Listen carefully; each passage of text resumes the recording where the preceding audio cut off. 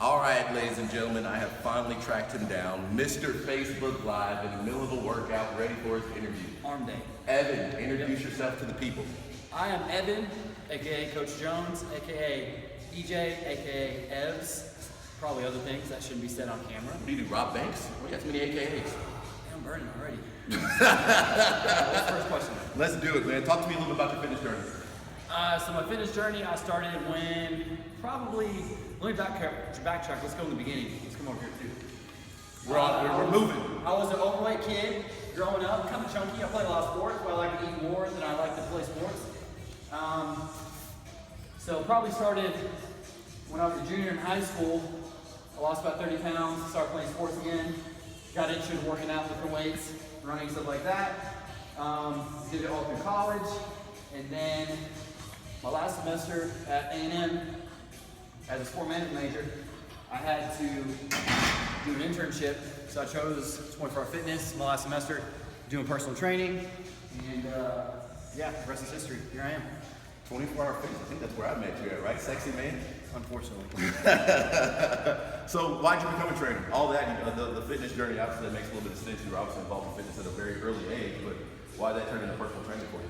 I think it's kind of like, I started out, as someone who was overweight, struggled with my weight, and a lot of times clients and people, they see trainers and they have the perception that, trainers really don't know what it's like to be in their shoes, and, I was that person, and I kind of figured out, obviously how it worked for me, but as the years went on, as I read more and experienced more, worked with different people, different personalities, I understood, really how people tick, the psychology factor behind it, and how to coach different personalities and different people, and it's very gratifying to help somebody, especially somebody who struggled for years, how to help them overcome, and conquer their personal demons. Definitely. I see you use that on the floor, so, and all that being said, describe your personal training style.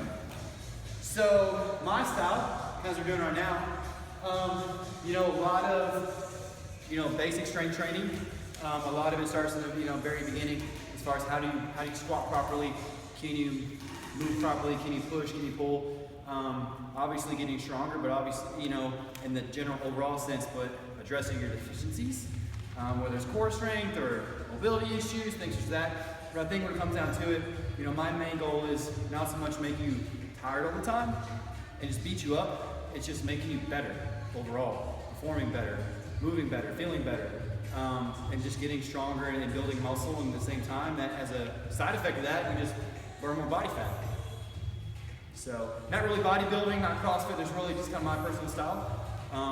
Mostly lift weights, and then do a little conditioning in there, and you're good to go. So I see a lot of different things when you're working out with your people.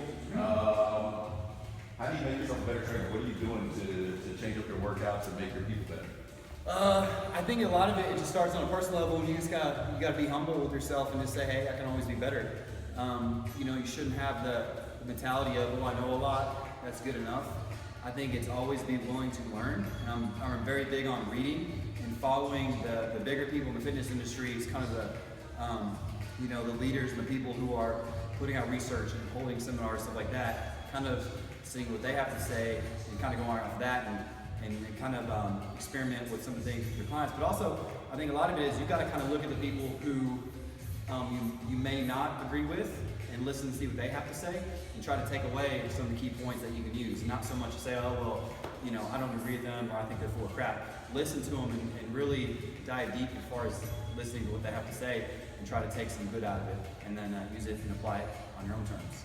So good. So in the middle of your set, this is actually perfect timing. We're gonna go speed round so you don't have time to think. Let's do it. Favorite cardio? Basketball. Favorite movie? Back to the Future. Favorite lift? Curls. I'd say, that's a good question. God, there's so many good ones. Probably tricep pushdowns too. Pushing over there. And when you're working out, what do you listen to? Everybody says I listen to everything. Probably Metallica, rock. And towards the end of my workout, when I start cooling down, I start listening to podcasts. Kind of bring my intensity down a little bit. What's something you do outside the gym to make you better?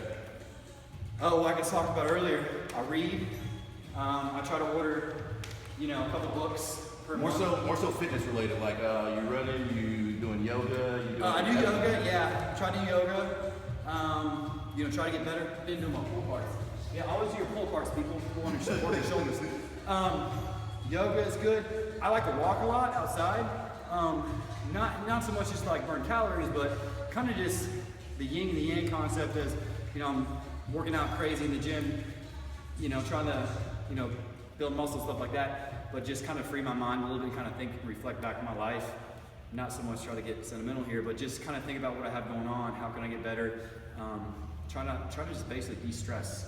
Just try to take in the environment and outdoors and stuff like that. And last one for speed round. What's something you have fixed into your diet that shouldn't be in your diet? So something I should not admit to? Something that you probably shouldn't be telling your clients you're eating. We're drinking bourbon and cookies and cake balls and ice cream. That's a lot of things we got fixed into our diet. Well, we got to do a trifecta. Probably bourbon, cookies, and ice cream. Yeah, that's a trifecta. You like to eat. Do you like to eat? I'm a big boy. I'm so grown. Last question before we go to our bonus question that everybody wants to hear. What do you suggest to someone who is trying to change their life religiously? A serious question, so it better not work out. I think a lot of it has to, you know, you got to start and really figure out what your why is. I know that's a little bit cliche, but you got to think about, you know, not so much, oh, I want to lose X amount of pounds. You got to think about why you want to do that. Whether you want to get a girlfriend or boyfriend, whether you want to live for your kids, whether you want to feel better, whether you have a health scare. That's your main motivator that's going to keep you going for the long run. So you got to figure out, you know, really why you're doing this, because eventually motivation does run out. You got to reflect back and think about, you know, deep down where that's coming from, and really got to figure out what you like doing. You know, I think a lot of people force themselves to do things that they don't like. They think, oh, I need to go run because it burns a lot of calories. They end up hurting themselves or just hate every second of it. Find something you like, whether, you know, back in the day, I'd always trash things that I didn't do. Like I would say, oh, CrossFit's stupid, running stupid, Zumba, oh, that's a waste of time. You know, I look back and I think that, you know, as long as somebody's enjoying doing that, then that's the best thing you can do. I may not personally partake in it, but as long as you like doing it and have a good time, keep doing it, because you're going to do it for the long run. Perfect. All right, so let's finish up with one last funny one.